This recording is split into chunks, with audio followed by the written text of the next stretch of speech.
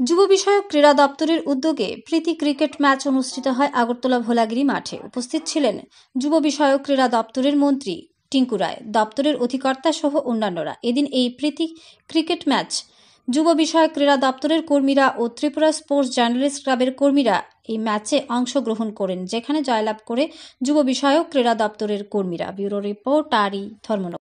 আমাদের Tripura sports journalist sports ক্লাবের এবং আমাদের স্পোর্টস দপ্তরের উদ্যোগে যে টুর্নামেন্ট তার প্রথম পর্যায়ের খেলা সমাপ্তি হলো, এখন দ্বিতীয় পর্যায়ে শুরু হবে। আমি সবাইকে শুভেচ্ছা জানাই।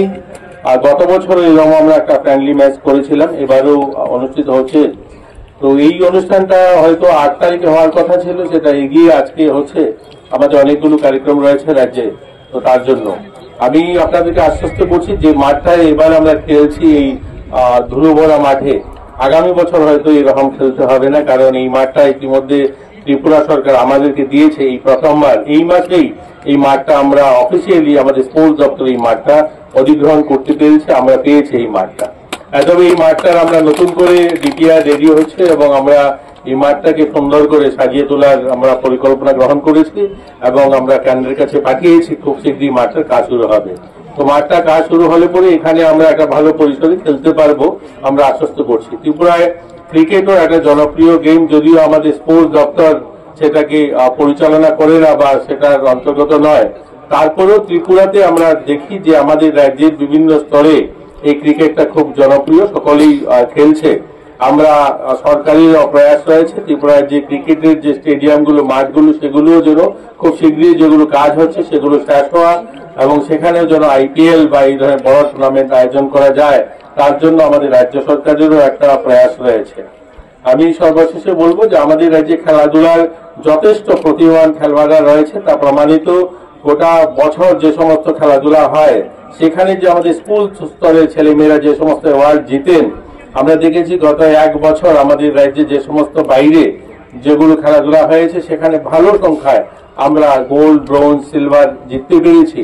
এবারও যেখানে ন্যাশনাল জাতীয় গেম হয়েছে সেখানেও আমরা রাজ্যের থেকে যদি সরাসরি আমরা না জিতে থাকি, কিন্তু আমাদের রাজ্যে ছেলেমেয়েরা যারা একটা সময় খেলতো, প্রতিষ্ঠা সামন্ত বা অস্মিতার মতো মেয়েরা, তারা কিন্তু অন্য রাজ্যের হয়েও তারা মেডেল জয়ী হয়েছে।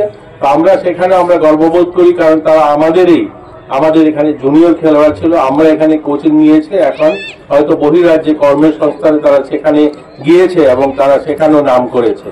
তো আমরা আশাবাদী আগামী দিন আমাদের রাজ্যে খেলাধুলার পরিকাঠামো উন্নয়নের সঙ্গে সঙ্গে খেলাধুলার যে একটা পরিবেশ সেটা আমরা দিতে পারছি বা আরো উন্নয়ন করার আমাদের প্রয়াস রয়েছে, আমরা করব।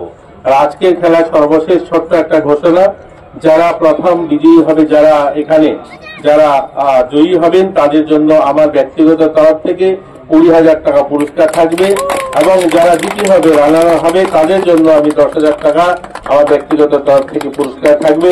আপনারা প্রতি বছর এই খেলাটা চালিয়ে যাবেন, আমরা চাই আপনাদের মধ্যে এবং আমাদের ক্রীড়া দপ্তরে যারা গোটা বছর ছেলে মেয়েদেরকে ক্রীড়া শেখানোর জন্য মাঠে প্রয়াস করেন, একদিন তারাও তাদের বিনোদনের জন্য একটা দিন সময় অতিবাহিত করেন।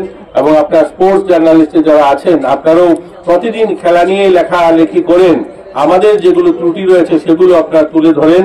আমরা এতে আমাদের যারা কাজ করি স্পোর্টস দিয়ে, আমরাও উপকৃত হই এই সমস্ত লেখায়। পুরো রাজ্যের যে খেলাধুলার সমস্ত কিছু আমরা জানবো বা বুঝবো এরকম নয়, যখন ত্রুটিগুলো আমাদের সামনে উঠে আসে আপনাদের মাধ্যমে, সেগুলো আমরা সংশোধন করার জন্য আমরা সুযোগ পাই।